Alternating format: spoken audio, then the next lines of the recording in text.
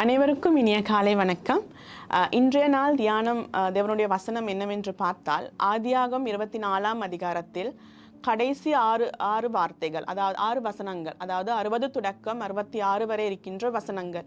இந்த முழு அதிகாரத்தை நீங்கள் பார்க்கின்ற போது ஈசாக்கு ஒரு மனைவியை தேடுவதற்கான பயணம் தொடங்கி அந்த பயணம் மிகவும் வெற்றிகரமாக முடிவடைகின்றது.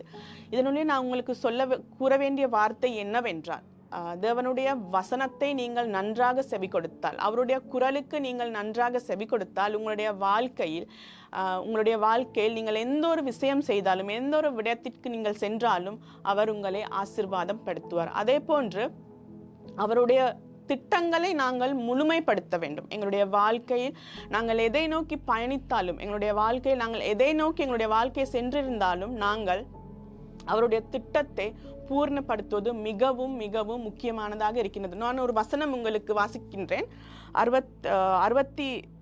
63ஆம் வசனம் இவ்வாறு சொல்லப்படுகின்றது.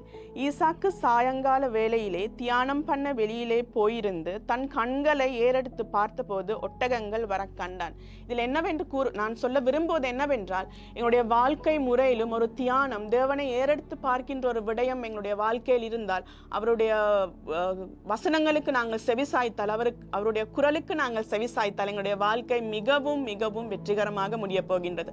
நான் இந்த காலை வேளையில் உங்களை தைரியப்படுத்துகின்றேன்.